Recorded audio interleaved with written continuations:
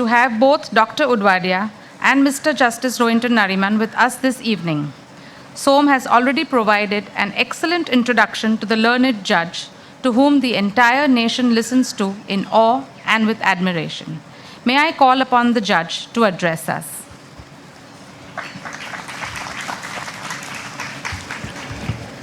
Dr. Udvadia, Berjis, dignitaries on the dais, off the dais. Dr. Udvadia has in his introduction to this little delightful book spoken of Mussorgsky's pictures at an exhibition.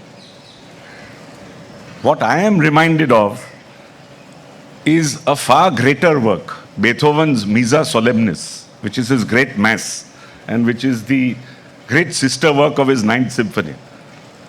On its cover, he wrote, "From the heart to the heart." Berjis, from the bottom of my heart and to yours, thank you very much for this brilliant book.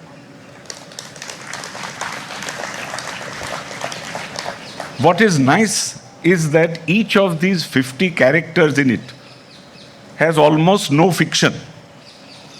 And this reminds me of one of the very strange cases which you have in the law. You have so many of them, but this particular one stands out. And it's called R versus Collins. And Lord Justice Edmund Davies of the Court of Appeal in England begins the judgment by saying, "Truth is indeed stranger than fiction. If this were to be portrayed in a drama or in a novel, the facts would seem so ludicrous and so unbelievable and would verge on farce." The facts were as follows. There was this young man, tipsy young man of 19, who walked out of a tavern at around 4 in the morning. And while wending his way home, he thought he saw on the first floor of a particular building a light in the window with a naked female form in that light. The light goes out. Fortunately for him, the painters were at it, and there was some little stairway leading up. So he decided to take his clothes off, but left on his socks, as to the expediency of which maneuver their lordships will later revert. And then went up the staircase, crouched on the windowsill, and at which point the author of the judgment says the female inside was indeed a naked woman, and she thought that this was some ardent nocturnal visit from her boyfriend. So he crouches on the windowsill and she sees three things. She sees a male, a naked male, and a naked male with an erect penis. So she beckons him in. And this is the nub of the case, because he was tried under a statute which said trespass with intent to rape. So the question was, of course there was intent to rape, but was there trespass? So she beckons him in, he comes in. Now she figures out that this must be her boyfriend because his head was blonde. They have it out for some 10 minutes when she suddenly discovers he is not her boyfriend and throws the poor chap out. So he falls down the staircase and is tried the next day itself, because she makes a complaint to the local police station saying that this man trespassed into my home and intended to rape me. Ultimately, fortunately for this young man, he was acquitted because there was intent to rape, but there was no trespass. Now as to the socks, in his tipsy condition, he thought that unless I wear my socks, how will I beat a retreat? I must have something on my legs if somebody walks into the room. Another very strange case is the case in Balog's case, where some young gentleman called Balog was watching a porno trial, and he thought that a porno trial should be sizzling with entertainment. Now, unfortunately for him, it was dull as ditch water. And he decided that he'll liven things up. Now, how will I liven things up? In the middle of the night, he goes and puts a laughing gas apparatus on the roof, which he tries to put down. And early morning, because he slips down, he's apprehended by the police. And he's brought before a humorless judge called Justice Melford Stevenson. And the judge admonishes him, rebukes him, and then says, "What do you have to say in your defense?" So he said, "Nothing, my lord. I was just trying to liven these dreary proceedings." So he said, "Very well. I will give you the maximum sentence, 6 months. Do you have anything to say on the sentence?" He said, "You humorless automaton, why don't you self-destruct?" The appeal went to Lord Denning. Fortunately, Lord Denning was a man of many parts. And Lord Denning said there's no question of contempt for the very simple reason that ultimately the laughing gas was not let out. There was only the apparatus on top. And at best, it would be a botched attempt. So this young man was again let off. We don't have to travel too far for humor. When I was very young and in the Bombay High Court, we used to travel to our Chief Justice's courtroom for Ghela Gada, as we used to call it. Because this great Parsi judge had a fantastic sense of humor. And there are 2 or 3 interesting incidents. One of which involves a gentleman who couldn't exactly speak the English language. So every time he would say something, the judge would either grimace, grunt, or say something to him. At one point, the gentleman said, "Faux pas." So the judge said, "Faux pas? Did you say faux pas?" So he said, "Yes, I said faux pas." "Very good. You pronounced faux pas correctly." So he said, "My lord, they taught me French in school." The judge shot back, "Why didn't they teach you English instead?" Another interesting incident took place with one of our renowned old senior advocates and the same judge. And the senior advocate was going on and citing authority after authority, which the judge thought was rather and largely irrelevant. So, since he couldn't stop the senior counsel, he decided to call for 3 authorities of his own. And he tells the senior advocate, "Please check up each one of them." Now, the first one, and the senior advocate was arguing some civil case. First one was some criminal procedure court judgment. The second one was even better. It was some motor accident tribunal judgment. At which point, the senior advocate burst out and said, "My lord, all this is utterly irrelevant." "Exactly," shot back the judge, and said, "This is what I've been trying to tell you about the authorities you flooded me with."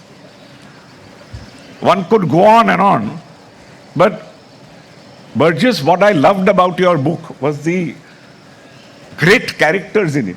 And if I may come to some of my favorites, because I've gone through it very, very carefully.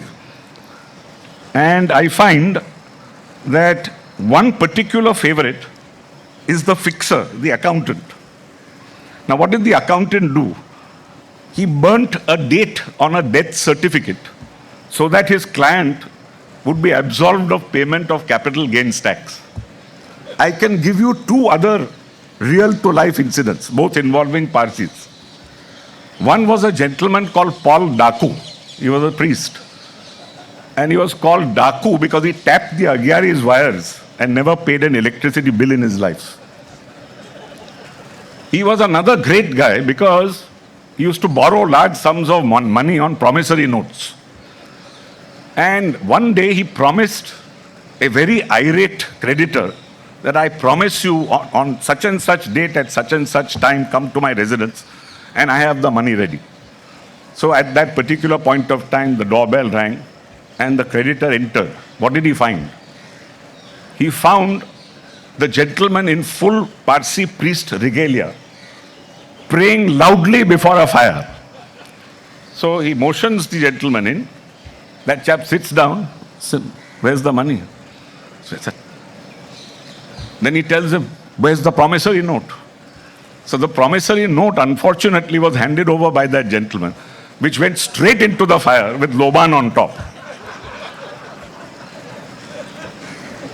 The other real-life incident, again, concerned a Parsi client who, when taken on inspection to a government department, was suddenly shown a particular letter by his solicitor.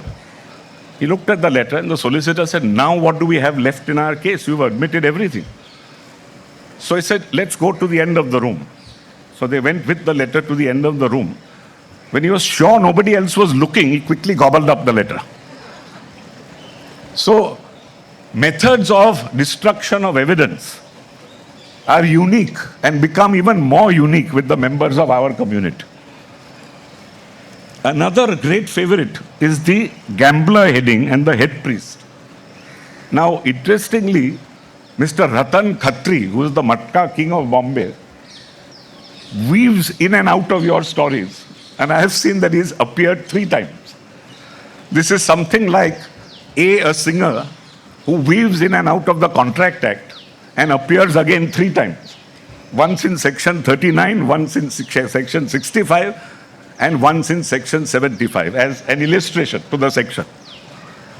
Now, what is interesting about the head priest is that not only does he play matka, but he also had a dalliance with one of his employees.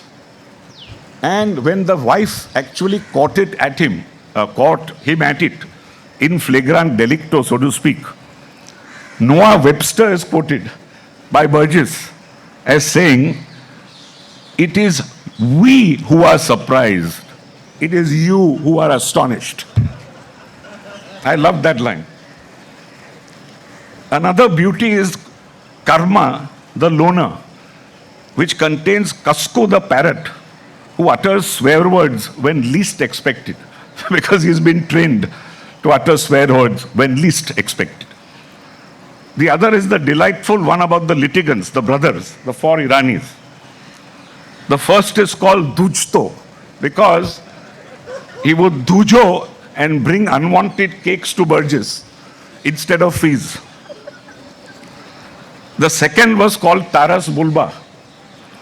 The third was called the Rat Man, because he was the chap who periodically let rats loose into the brothers' bakery so that they destroy everything there. And the fourth was called Suave and Shiny. The other delightful one is the one on narcissism, the jester. The jester was a flirt who rubbed the bare back of a bare acquaintance and barely managed to escape the irate husband who was going to box him.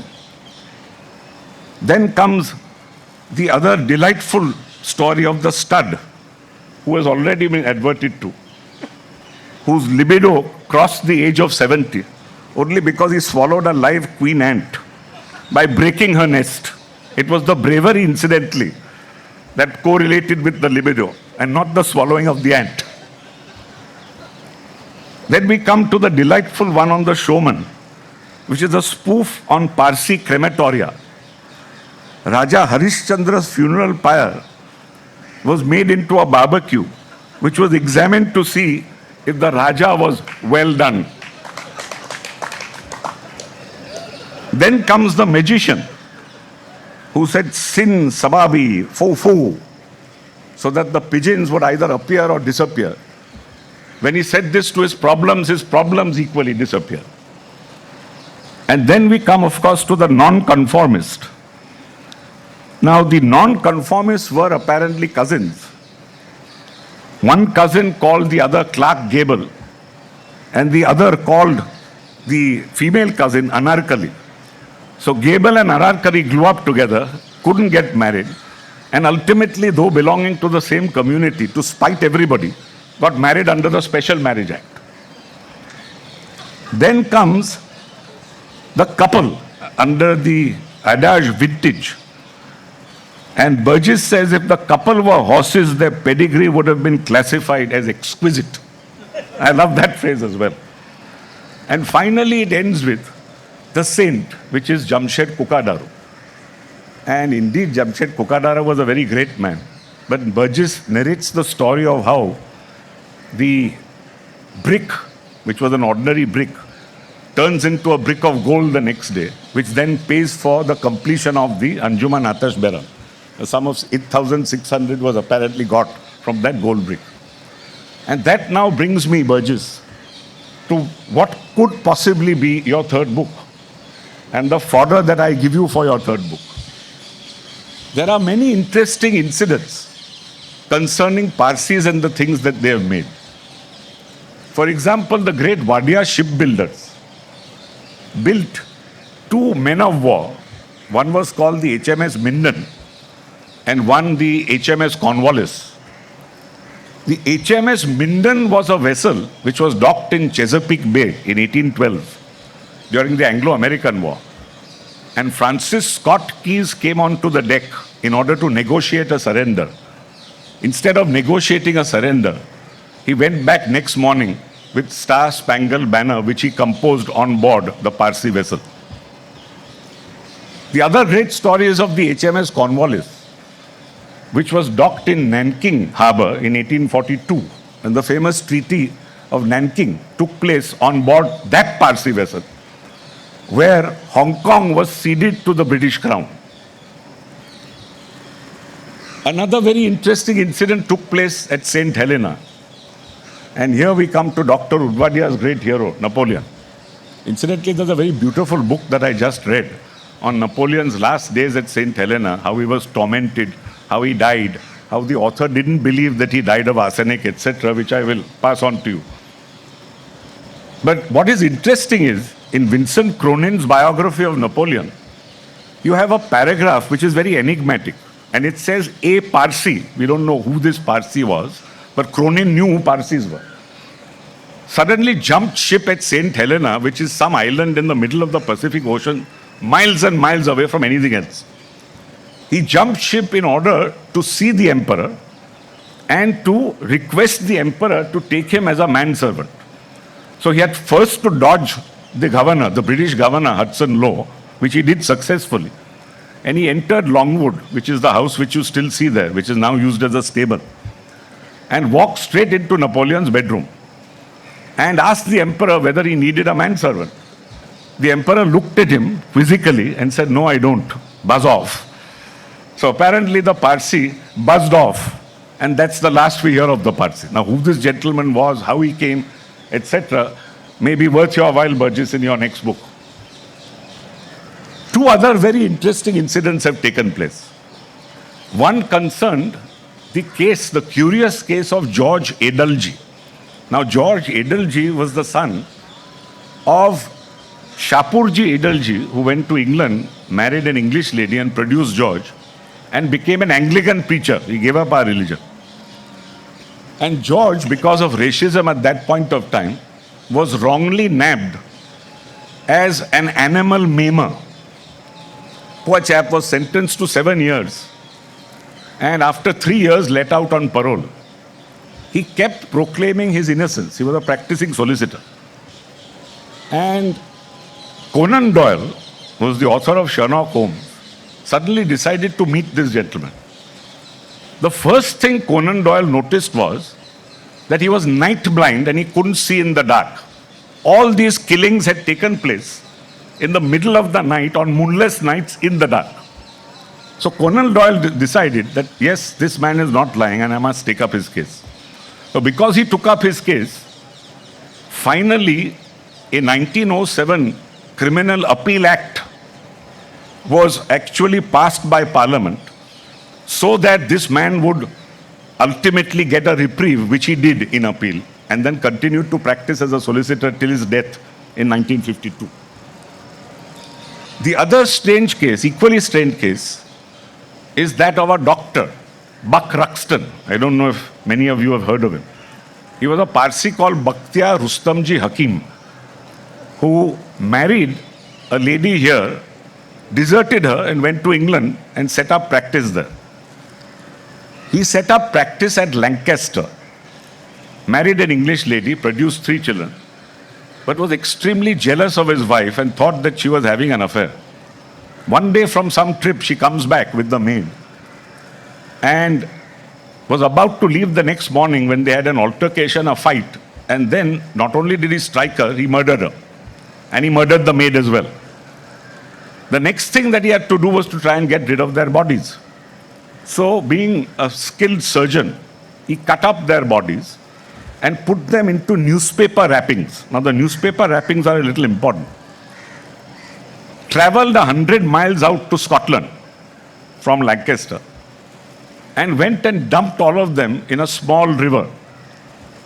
About 17 days later, some Scottish lady was crossing a bridge and suddenly saw some funny looking thing wrapped in a newspaper, went down and found that it was a human arm. She reported this to the police. The police then dredged the river and actually got the scarred remains of these two ladies.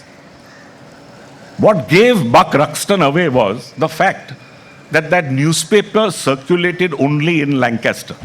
So they knew that this was a man who had done something in Lancaster. They go back, and then one thing led to another when finally he was arraigned for murder. The other interesting thing was that the barristers who represented him were the same prosecutors at the Nuremberg trial 11 years later. There was Sir Hartley Shortcross, he became Attorney General later, and Sir David Maxwell Fyfe, who became Lord Chancellor later. And he was defended by an equally eminent counsel, Norman Burkitt. And Norman Burkitt at that time was a QC, but later became an alternate judge also at Nuremberg. Lawrence was the main judge on the British side. Now, Norman Burkitt is famed for his cross-examination skills. And one of the most famous questions ever asked at cross-examination is, what is the coefficient of the expansion of brass? Now, this very strange question was asked in order to discredit an expert witness. Because in some case which involved a man called Alfred Rouse, Rouse was alleged to have murdered some people in a car by setting light to it. And the expert witness was called to say that the fire took off because of a mechanical fault and not because of Rouse. When this question was repeatedly put to Mr. Rouse and then to the expert had no answer, as a result of which his evidence was destroyed, as a result of which Rouse got convicted. But coming back to Buck Ruxton, Buck Ruxton unfortunately got convicted at the young age of 35. But what is interesting is that, like Dr. Udvadia, his patients loved him. He had 10,000 Englishmen, can you imagine this, in 1935, writing to the king for clemency. They did not want their beloved doctor hanged, but he hanged nonetheless. So all these and more, there is of course another interesting case of the first non-white immigrant in the United States being some Balsara who went there and who fought for his immigration rights. And there was a Naturalization Act which said that only white males can be naturalized in the US at that point of time. They said free white males. And he convinced the circuit court judge that, look, I am a Parsi, I am apart. And I happen to be an Aryan.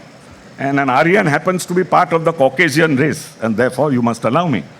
The judge didn't buy it, but the judge was very impressed by this man and therefore on fact said, yes, I think we ought to naturalize him.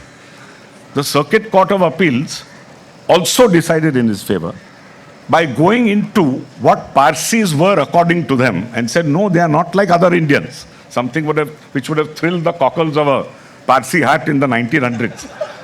And they happen to be a race apart, and they are very much part of the white race. So he was the only non-American, so to speak, who was not a white, who was naturalized in 1909. Unfortunately, a Sardarji followed suit. And the Sardarji's case was a case of a man called Thind. And Mr. Thind said, yes, I am the same as this Parsi, I am the same as all Aryan Indians.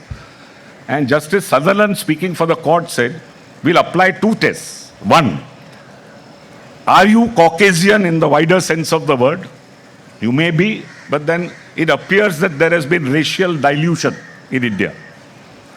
Second, in any case, we'll apply the commonsensical test, which is you ask any American on the street, and the American will immediately look at Thind and say, of course he's not of the white race. So that put an end to Thind and put an end to all other future immigrants. Unfortunately, another Parsi who followed suit, Rustam Wadia, in 1939, was this time shown the door by showing him Thin's judgment, because the Supreme Court had by now pronounced, and even he was out. But coming back to your book, Berjis, you have also inspired me to maybe write about my family and other animals after I retire. Now, we have some very interesting members of our family, my wife and I. My wife had a Fua who was in Ahmedabad, that's an uncle, who had a fantastic sense of humor. And the first time I ever came across this Fua, he was standing on a balcony, and my wife Sanaya waved to him and said, "Fua, where is Fui?" So he said, "Dikra, amnat naich." Then there was a big pause. And then said, "Jara time lagse, kan ke area jara jasti che cover karva." Like this. Huh? And this was the first time I had ever met him. The same Fua was given a pro forma, because in Ahmedabad at that point of time, there was a raging controversy as to whether Dokmen Shai should be the only method or other methods would be acceptable. And he was asked to tick one of the following: Dokmen Shai, cremating, burial, etc. He wrote, "None of the above. I want to be stuffed." Another time, when he asked the mesto, that is the cook, "What is there for lunch, Mesta?" So he said, "French beans." So he said, bloody hell. I must have eaten more French beans than de Gaulle himself."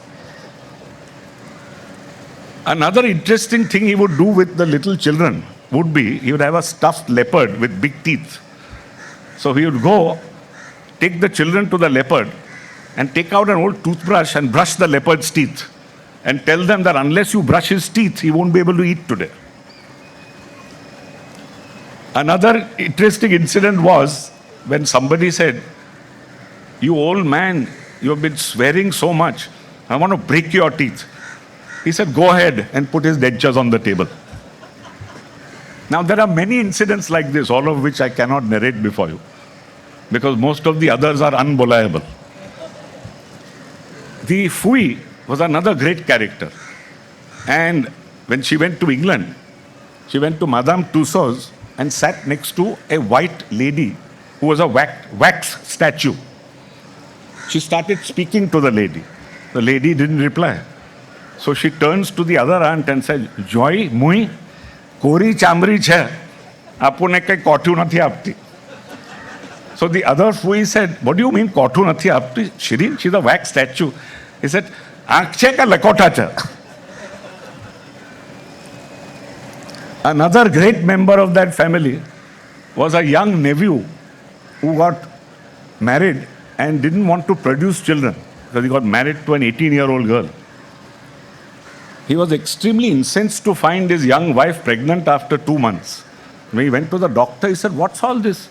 I have been taking the pill and she's got pregnant." So the doctor said, "The pill is not meant for you, my dear chap, it's meant for her." Now, apart from these, we have other members of our family. Another great member is a gentleman who's long gone, who changed the Rippon Club rules. Now, how did he do this? He was a massive khadra. He would out-eat anybody. So he would start his day at Victory Stall and then go around 4 or 5 places during the day and then land up and sleep at night. Now, on Wednesdays when dhansak was served, apparently when he sat on the table, almost half the table's dhansak went straight to him, which is why rationing got introduced for the first time. Another interesting incident is when my uncle came from England and they happened to meet on Marine Drive. So this great gentleman tells my uncle, "Why don't you come and I will give you royal salute as a drink this evening?" So uncle said, "Yes, good." So he goes over and this chap has a royal salute bottle opened and 1 glass. So he pours the royal salute and starts drinking himself. So uncle said, "Aren't you going to offer me royal salute?" He said, "Why should I offer you royal salute? What did you offer me when I came to England?" Now, all these interesting tales and so many others, Berjis, come to mind. Unfortunately, one doesn't have the time to tell you more. But in Evelyn Waugh's words on PG Woodhouse, all I can say is that your idyllic world will never stay. You will continue to release future generations from a captivity more irksome than our own. Thank you very much.